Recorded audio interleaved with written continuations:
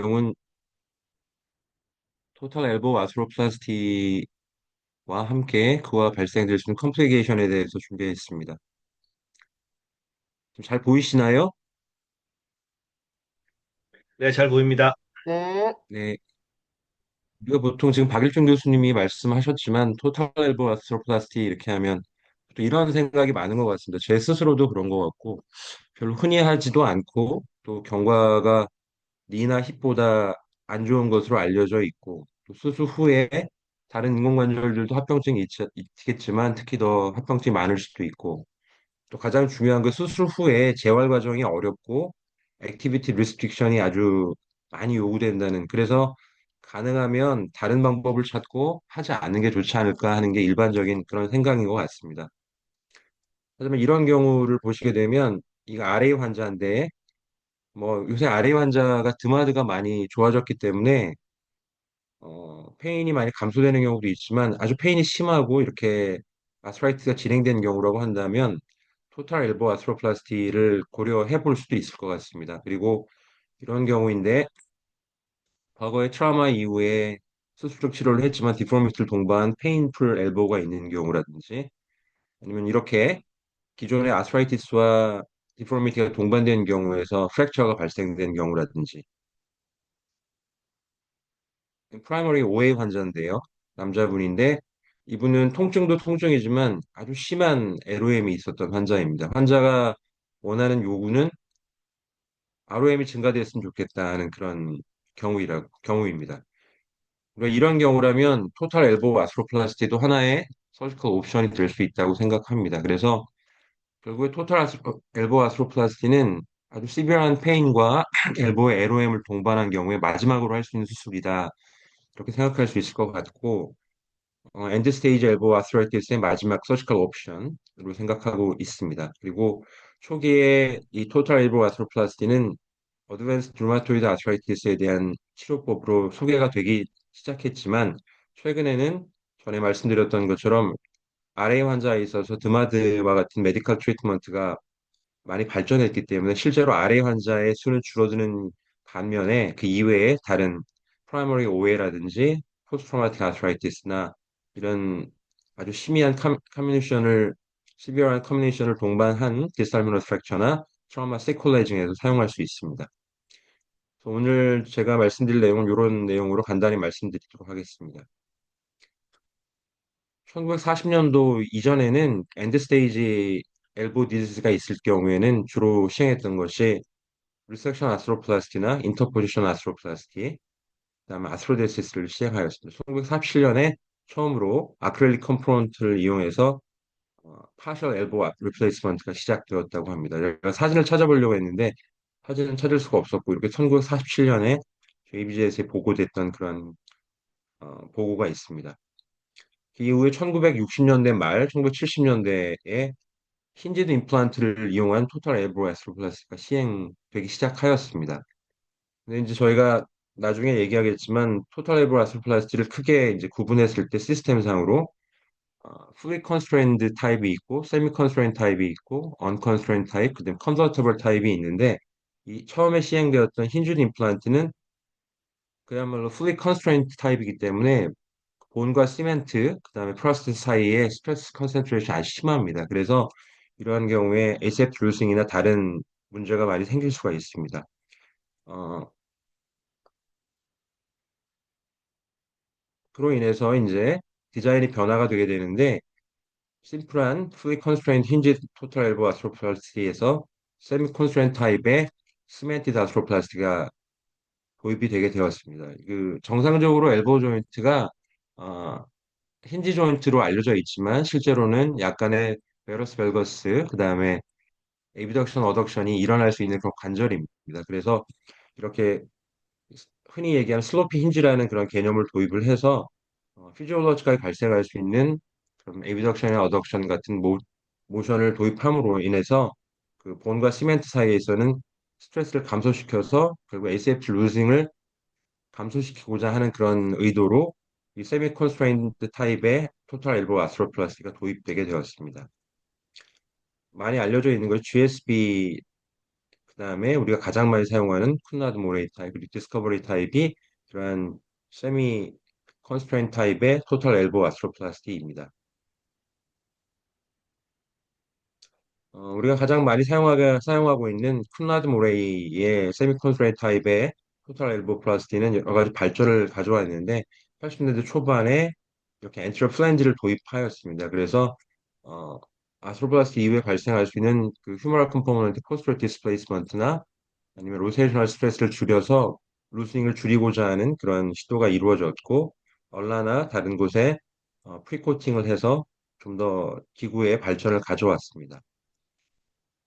그 이외에 하지만 세미 컨스트레인트 타입도 여전히 링크드 타입입니다. 약간의 피지올로지컬 모션을 우리가 허용을 하긴 하지만 여전히 다른 문제가 있을 수 있습니다. 그래서 소프트 티슈 인테그리티가 좋고 스터빌리티가 유지될 수 있는 그런 환자에서는 컨스트레인트 타입보다는 아무래도 언링크 타입, 언컨스트레인트 타입의 임플란트가 좀 더 좋을 것이다 하는 의도에서 이렇게 언링크 타입의 임플란트가 도입되게 되었고 하지만 이런 경우에 스터빌리티를 소프티슈의 인테그리티를 가지고 우리가 조절해야 되기 때문에 만약에 콜라테럴 리가멘트 같은 것들이 밸런스가 좋지 않은 경우에는 마찬가지로 웨어나 오스테올라이시스 그리고 인스터빌리티가 발생할 수 있습니다.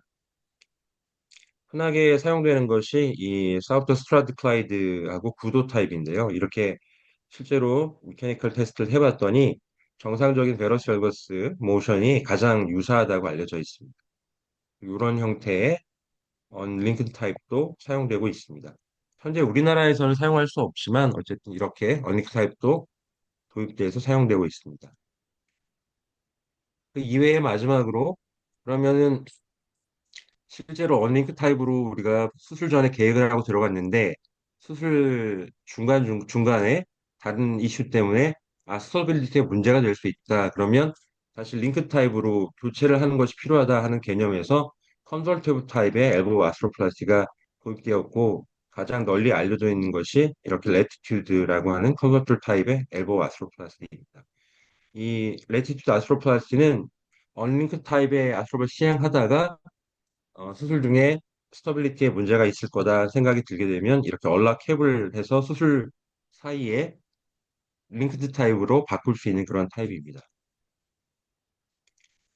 정리해 보면은 지금 현재 사용되고 있는 것은 프리 컨스트레인트 타입은 사용되고 있지 않고 가장 많이 사용되고 있는 것이 세미 컨스트레인트 타입 그리고 언 컨스트레인트 타입 그리고 최근에 컨버터블 타입의 토탈 엘보 아스트로플라스티가 도입되어서 시장에서 유통되고 있습니다.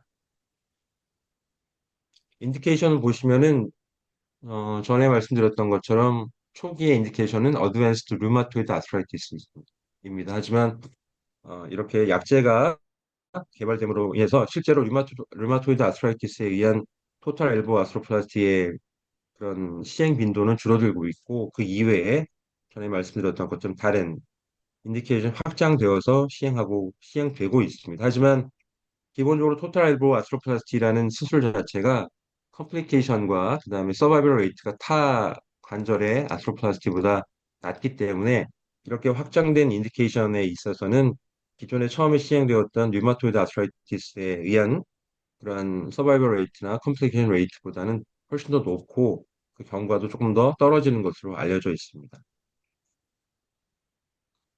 컨트라인디케이션은 다른 인공관절과 유사합니다. 액티브 인펙션이 있거나 소프트 티슈가 충분하게 좋지 않은 경우, 그다음에 뉴로머스쿨러 패럴라이시스가 있는 경우는 앱솔루트한 컨트라인디케이트 될 수 있고 그 이외에 트라이셉스 성션이 좋지 않은 경우, 그다음에 환자가 수술 후에 액티비티 모디피케이션을 잘 하지 못할 것 같은 경우, 그리고 엠블레이션 하기 위해서 어떤 엠블레이터리 에이드를 사용하는 그런 경우는 relevant 컨트라인디케이션으로 알려져 있습니다.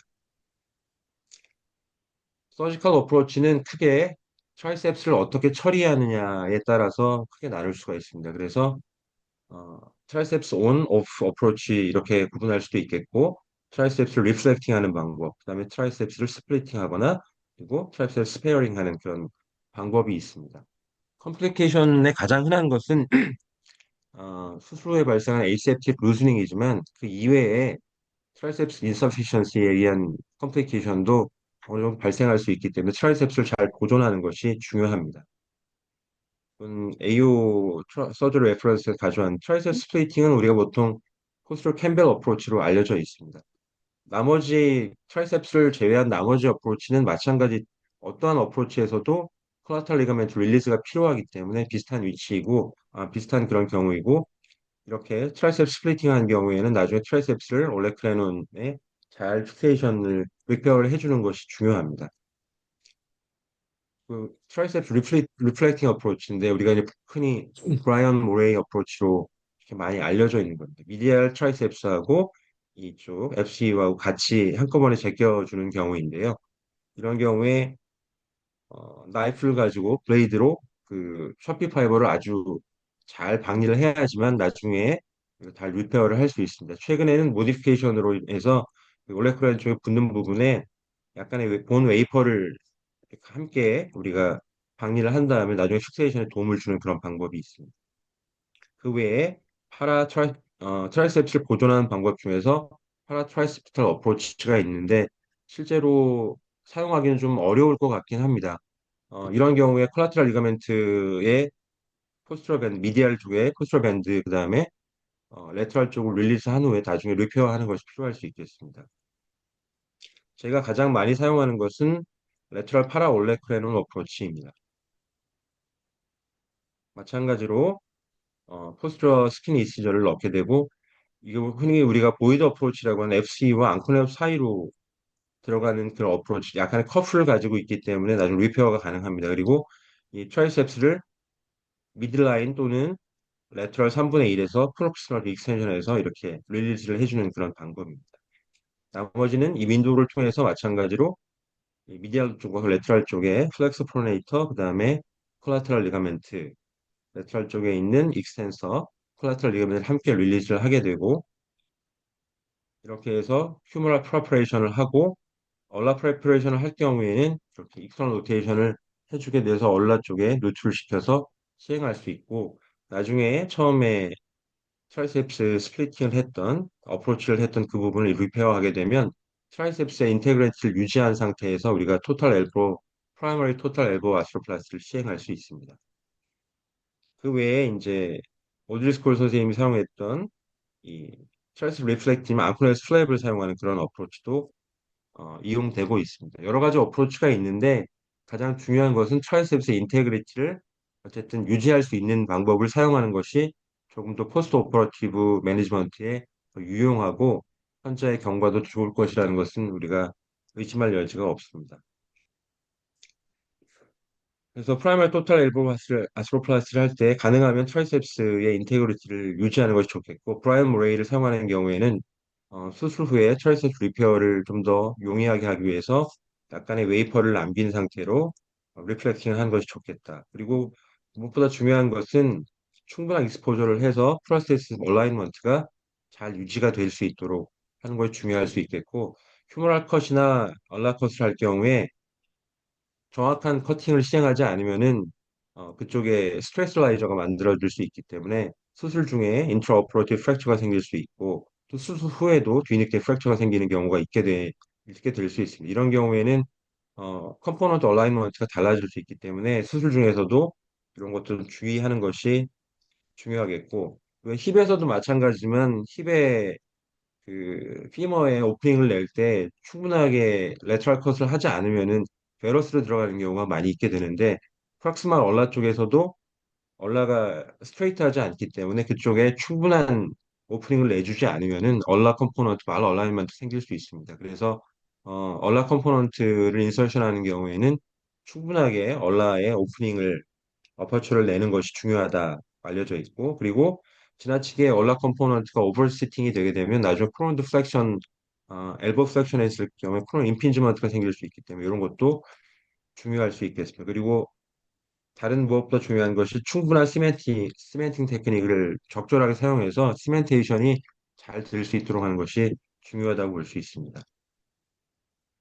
어, 각각의 인디케이션에 대한 아웃컴을 간단히 살펴보게 되면 RA가 토탈 엘보 아스로플라스티의 가장 근본적인 처음에 시작됐던 인디케이션이었고 이거에 대해서 그 메이오 그룹에서 약 30년간의 그런 아웃컴을 발표를 했습니다. 461 예를 가지고 대상을 했고 대체적으로는 페인 ROM은 상당히 좋아졌다. 하지만 여기서도 마찬가지로 컴플리케이션 레이트는 상당히 보고되고 있습니다. 우리가 일상생활을 할 때 보통 펑셔널 ROM 100도라고 얘기를 하죠. 그래서 어, 약 30도 정도의 플렉션, 2, 30도 정도의 플렉션 그리고 익스텐션에서부터 플렉션 130도까지가 되면 일상생활에 큰 지장이 없다고 하는데 이렇게 엘보 ROM은 상당히 좋아진 것으로 보고하고 있습니다. 포스트 트라우마틱 아스라이티스인 경우에는 어, 다른 논문에서 약 78例를 가지고 했는데 여기에서 마찬가지로 이 전체가 78例가 다 포스트 트라우마틱 아스라이티스는 아니고 이 클라우드 모레이를 사용했던 여러 가지 인디케이션을 사용했던 경우에 역시 RA와 같은 인플라메이터리 아스라이티스보다는 이런 펑셔널 아웃컴이 좀 떨어질 수 있다. 그리고 이렇게 포스트 트라우마틱 아스라이티스가 있는 경우에 그런 경우에는 RA보다는 이런 여러 가지 컴플리케이션 레이트가 상당히 높을 수 있다. 이렇게 보고하였습니다. 어큐트 트라우마와 트라우마틱 시퀄러에 대해서도 보고한 논문이 있었는데 44例를 대상으로 했고 마찬가지로 임플란트 서바이벌십은 10년에 92%로 상당히 우리가 만족할 만한 이런 경과를 보였지만 컴플리케이션 레이트가 상당히 높았다. 그리고 남자인 경우에 조금 더 이런 경과가 좋지 않았다. 그런 보고가 있습니다. 프라이머리 오스트랄 아스트라이티스가 아마도 확장된 인디케이션 중에서 가장 경과가 좋지 않을 걸로 생각이 되는데요. 보통 여기서도 마찬가지로 약 18례 대상으로 했을 때 9년 팔로우 했더니 다른 인디케이션보다는 펑셔널 아웃컴이 좀 낮다. 그리고 컴플리케이션 레이트가 50% 이상이다. 이렇게 되어 있습니다. 아마도 이 프라이머리 오스테오 아스트라이티스인 경우에는 그동안 어떤 그 엘보를 사용하는 데 있어서 육체적인 노동을 많이 한다거나 이런 경우에도 생기는 경우가 많기 때문에 수술 후에 포스트 오퍼러티브 매니지먼트도 어렵고 또 오스테오아스트라이티스가 이렇게 진행되는 경우에는 아무래도 RA나 다른 인디케이션보다는 조금 더 연령대가 낮을 수 있기 때문에 젊을 수 있기 때문에 조금 더 인디케이션 이 프라이머리 오스테오아스트라이티스에 의한 토탈 엘보 아스트로를 시행했을 경우에는 좀 경과가 좋지 않은 것 같습니다. 요건 JBJS 리뷰에서 발췌한 건데요. 어, 9,379례의 토탈 엘보 아스트로플라스티를 73개의 아티클을 분석해서 얘기한 것입니다. 여기 보면 가장 흔하게 사용하고 있는 게 이제 언링크드 타입에서는 사우터 스트라이트클라이드라 스트라이트커 제품을 가장 많이 사용을 했고 그리고 이제 세미 컨스트레인 타입은 역시 쿠나드 모레이가 가장 많이 사용이 되었습니다. 여러 가지 인디케이션이 있지만 역시 대부분의 경우는 류마토이드 아스트라이티스였고 하지만 나머지 인디케이션도 이렇게 많이 사용됐다는 것을 우리가 알 수가 있습니다. 서바이벌을 보게 되면 링크 타입과 언링크 타입 비교하게 되면은 어, 약 그 전체적으로 봤을 때 약 11.1년에 있어서 79.2%의 서바이벌 레이트를 우리가 보고를 하였고 어쨌든 다른 아스트로플라스티보다는 서바이벌 레이트가 낮은 것으로 알려져 있습니다. 어, 펑셔널 아웃컴은 우리가 봤을 때 그 타입에 관계없이 비교적 잘 유지가 되는 것으로 우리가 되어 있고 아까 말씀드렸지만 엘보 아스트로플라스티 하고 나서 약 익스텐션 30도에서 플렉션 130도 정도의 어느 정도의 펑셔널 모션을 우리가 가질 수 있기 때문에 모션 회복에는 상당히 도움이 되는 것으로 이렇게 보고하였습니다. 디자인에 따라서 이렇게 보게 되면 컴플리케이션 레이트가 역시 약 뭐 많게는 30% 이상 후반대까지 보고될 정도로 전체적인 컴플리케이션 레이트가 상당히 높은 것으로 이렇게 보고하였습니다. 결론적으로 보게 되면 링크 타입이든 어니크 타입이든지 어느 정도의 펑셔널 아웃컴에 호전을 가져오고 페인 릴리프에 상당히 좋은 점이 있다. 하지만 여전히 다른 토탈 리나 토탈 힙과 같은 아스트로플라티에 비교하게 되면 서바이벌 레이트나 컴플리케이션 레이트가 상당히 높이 보고된다. 그런 게 결론입니다.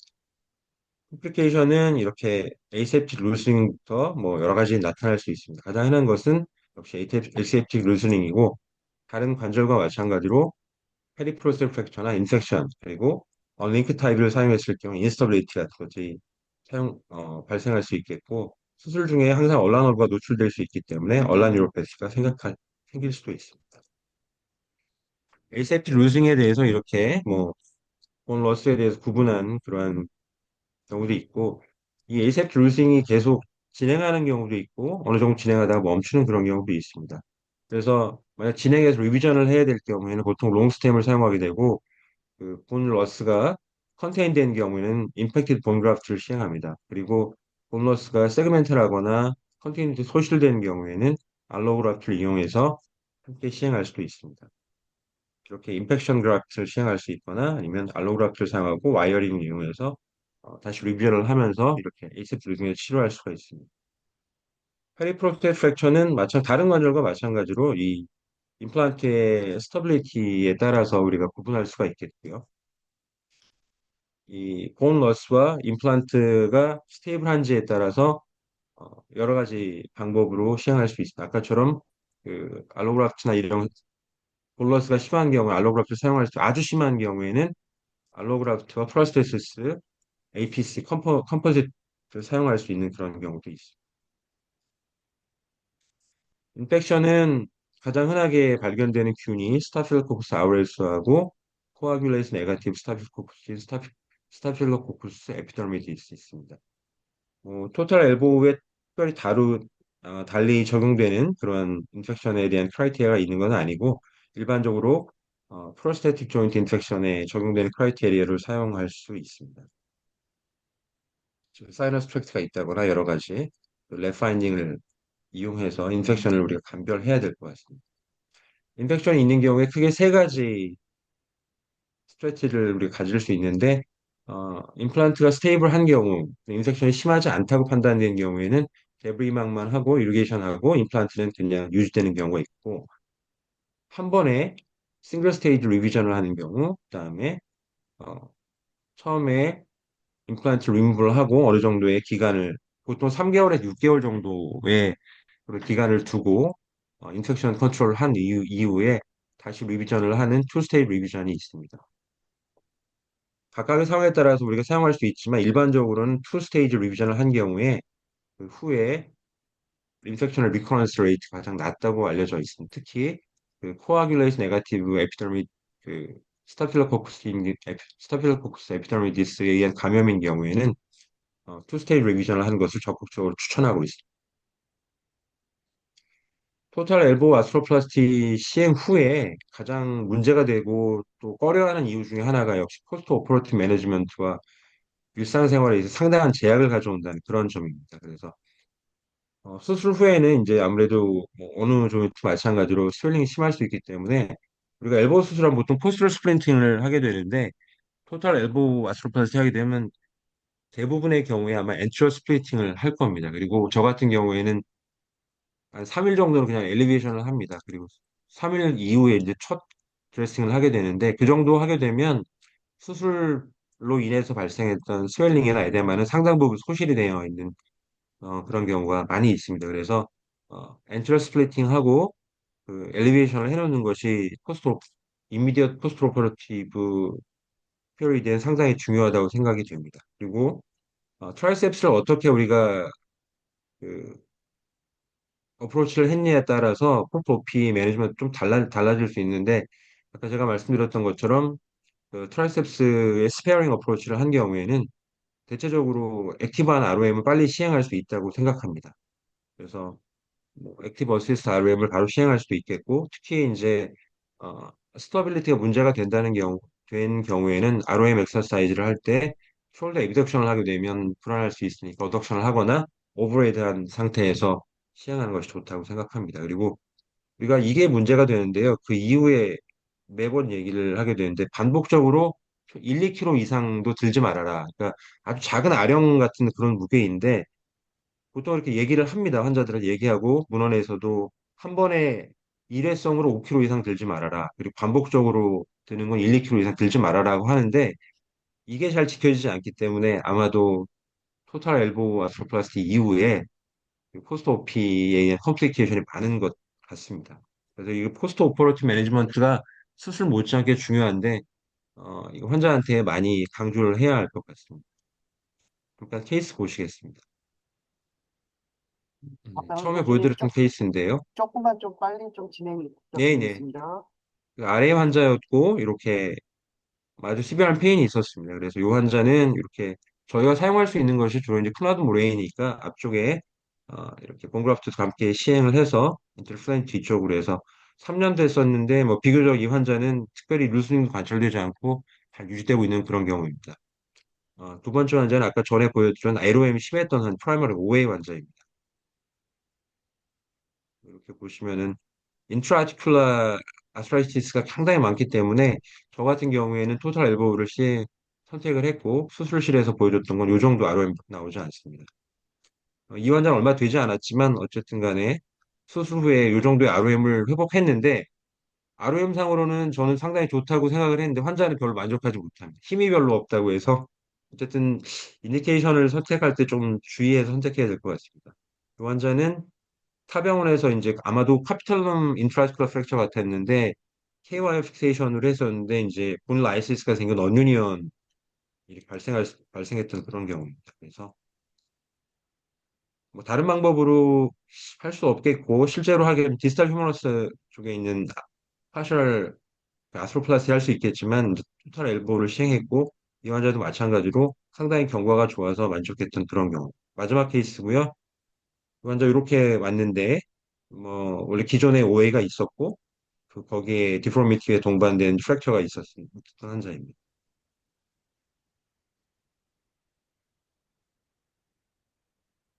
아스트로플라스티를 시행했는데 이제 프랙처이기 때문에 어쩔 수 없이 컨다이를 이렇게 소실을 시켰고 아마도 얼라이먼트가 좋지 않았던 것 같습니다. 근데 이 환자는 이제 팔로업 러스가 됐었는데 9년째 이렇게 왔습니다. 아주 심한 에이세필 루싱을 동반하고 프랙처가 동반돼서 이렇게 예언을 하게 되었고 이런 경우에 아까 말씀드렸던 것처럼 엘보 컴포넌트 스터빌리티가 없는 경우이고 본의 콜텍스에 소실이 되어 있기 때문에 컨티뉴티가 없는 경우가 있기 때문에 수술 사진이고요. 얼라 컴포넌트는 비교적 인텍트하다고 생각했기 때문에 휴머럴 컴포넌트를 리비전을 했습니다. 이렇게 했고 피블 알로그раф트를 이용해서 수술했습니다. 수술하고 어느 정도 기간이 되었을 때 이제 피블 알로그раф트도 이렇게 인커퍼레이션 되고 롱스템을 사용해서 이렇게 경과를 관찰하고 있는 그런 상태입니다. 결론적으로 보게 되면 지난 2, 30년 동안에 토탈 엘보라스 플러스 디자인이 많이 좋아졌습니다. 초기에 인디케이션 류마토이드 아스트라이티스였지만 그 후에 인디케이션이 많이 확장이 되었고 이로 인해서 아마도 컴플리케이션 레이트가 앞으로 더 늘어나지 않을까 생각합니다. 대부분의 펑셔널 아웃컴은 만족할 만하지만 아무래도 컴플리케이션 레이트나 어, 서바이벌 면에 있어서는 타관절의 아스트로플라스티가 좋지 않다고 되어 있습니다. 그래서 아스트로플라스티 시행했을 때 환자 셀렉션을 잘 하고 그다음에 적절한 그리고 컴포넌트 얼라인먼트 잘 유지할 수 있게 하고 서지컬 테크닉, 시메틱 테크닉이 특히 중요하다고 생각하는데 이런 것을 잘 이용한다면 토탈 엘보 아스트로플라스티도 엔드 스테이지 엘보 디즈에 좋은 옵션이 될 수 있다고 생각이 됩니다. 예, 경청해 주셔서 감사합니다. 네, 감사합니다. 굉장히 많은 양에 대해서 아주 이해하기 쉽게 본인의 증례를 또 많이 보여주시고 해서 우리 전공의 선생님들에게 많이 도움이 되신 것 같습니다. 시간이 조금 경과하긴 했지만 우리 전공의 선생님들 한두 분 정도 꼭 질문을 좀 해주시면 좋겠고요. 우리 수구 관련돼서 우리 강수환 교수님, 박보임 교수님, 임진영 교수님 참석해 주셨습니다. 아침부터 감사드리고 홍현석 교수님도 많은 경험이 있으실리라 생각합니다. 혹시 우리 교수님들 중에서 이 정도만 좀 코멘트 좀 부탁드리겠습니다. 송현석 교수님 혹시 제가 예, 먼저 하나 질문할까요? 예, 예, 예. 이게 토탈 앨보가 아직 풀지 못한 숙제가 사실은 아주 디스트럭션 돼 있는 엔드 스테이지였더만 그나마 뭐 쇼트막이라도 페인리스 RM을 하려고 만든 건데 사실은 임상에서 많이 접하는 환자들은 디스탈 휴메러스 인트라아티큘러 커뮤니티드 프랙처 때 그걸 정복하려고 고생을 많이 했는데 나중에 난유년이 오거나 아니면 뭐 스티프해지거나 페인풀한 조인트를 남기는 경우가 많잖아요. 그래서 논문에 보면 디스탈 휴메러스 헤미 아스로플라스트에 대한 얘기들도 한 10여 년 전까지 많이 나오다가 요즘에 조금 뜸한데 에, 국내에서는 어떻습니까, 박 교수님? 그 디지털 휴머러스의 헤미아스로플라스티에 대해서 질문하신 거라면 저는 경험이 없고 논문상에서는 이제 디지털 휴머러스를 헤미아스로플라스티 하게 되면 이제 기본적으로 얼라하고 레디우스는 본인의 것이기 때문에 이제 그쪽의 웨어나 아니면 페인을 동반 우리가 토탈 힙에서 토탈 힙을 하는 게 좋으냐 헤미아스로플라스티 하는 게 이런 것과 마찬가지 의미인 것 같고요. 그리고 디지털 휴머러스의 인트라티큘라 커뮤니티 프랙처가 있었을 경우에 ORIF가 거의 불가능한 경우에 토탈 회복 할수 있다고 생각합니다. 그리고 그거를 아까 말씀하셨던 것처럼 그 수술하고 나서 나중에 그 시콜레로 수술하는 것보다는 어큐트하게 하는 것이 그 조금 더 경과가 좋다고 논문에 일반적으로 알려져 있기 때문에 제 개인적인 경험은 많지는 않지만 아주 심한 경우라면 옵션으로 고려하는 것이 좋을 것 같습니다. 제가 하나, 그냥 코멘트 하나 붙이자면, 그러니까 휴메러스만 바꾸려면 그게 휴메러스 들어가는 컴포넌트가 아나토미컬하게 캐피톨리 메트로콜리아랑 모양이 똑같아야 되는데, 네네. 지금 현재 시중에 공급되고 있는 쿤나드 모리는 그냥 꺽쇠처럼 새통처럼 만들어져 있어서 그걸로는 디스탈 휴메러스 헤미아스로플라스티를 못해요. 할 수 있는 유일한 게 토로니아 레티튜드라는 제품이 있었는데 문제는 그 회사가 본사가 이 합병되면서 국내에서 원활하게 공급이 아마 안 되는 걸로 제가 알고 있어서 지금 현실적으로는 국내에서는 휴메러스 헤미아스로플라스티가 아마 불가능한 걸로 제가 아는데 요즘에 계속 뭐 이 변동이 있어서 그래서 제가 질문 드려봤습니다. 이상입니다. 네, 한 가지만 덧붙이면은 제가 알기로도 지금 이제 토트리 엘보우도 여러 가지 타입이 있지만 저희가 지금 사용할 수 있는 게 이제 하나드 모레이 타입밖에는 없지 않습니까?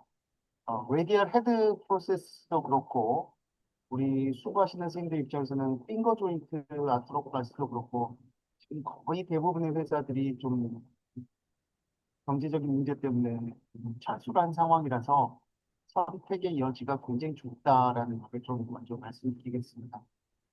혹시 강수환 교수님, 예, 아, 예, 잘 어, 들으셨는데, 예, 예, 코멘트 예, 한마디만 좋은 강의 잘 부탁드리겠습니다. 들었습니다.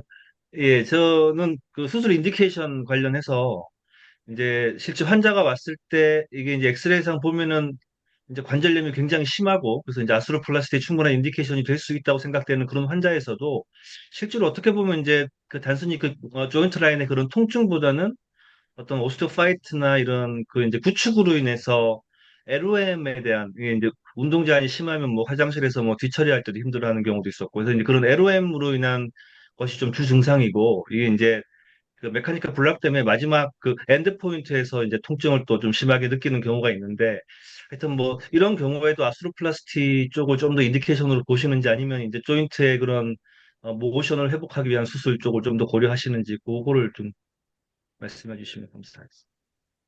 네, 지금 말씀하시는 게 이제 프라이머리 오해인 경우 이게 경우가 많을 겁니다. 많을 건데 지금 말씀하신 것처럼 이 우리가 이제 컨트랙처를 나눌 때 인트라티큘러 컨트랙처가 있고 그 이외에 이제 익스트라티큘러 컨트랙처가 있을 수가 있는데 아까 제가 시행했던 그런 환자는 플렉션이 45도밖에 되지 않았습니다. 그리고 우리가 보통 이제 프라이머리 오해에서 지금 말씀하셨던 건 임피지먼트나 이런 페인을 없애기 위한 수술로 오스테오캡슐 아스로플라스를 하게 되는데 이런 경우에 ROM이 어느 정도까지 회복될 수 있을까? 뭐 이런 거를 생각해 볼 수 있을 것 같습니다. 오스테오 아스로 캡슐 아스로플라스티 자체가 페인을 없애려고 하는 임피지먼트에 의한 페인을 없애려고 하는 수술이 사실은 ROM을 많이 증가시킬 수는 없는 거여서 아까 같은 경우 환자가 너무 원하는 경우였거든요. 45도밖에 안 굽혀지니까 어쩔 수 없이 했는데 프라이머리 오해에서는 저 같은 경우에도 어느 정도 ROM이 나오고 페인이 주된 증상이라면 토탈 엘보 하지 않을 것 같습니다. 네, 좋은 답변 감사합니다. 우리 박건 교수님, 네, 네, 안녕하세요, 교수님. 강의 너무 네, 잘 들었습니다. 평소 때 제가 토탈 엘보에 대해 궁금했던 걸 좀 해소할 수 있는 계기가 되었고, 저는 특별히 뭐 질문이나 코멘트 없고 시간 관계상 너무 강의 잘 들었고, 또 정말 인디케이션을 잘 잡아야 하는 수술이구나를 다시 한번 깨닫게 된 그런 시간이었던 것 같습니다. 감사합니다, 네. 교수님. 그 마지막으로 우리 임진영 교수님 처음부터 강의 잘 들으셨는데 코멘트 좀 드리겠습니다.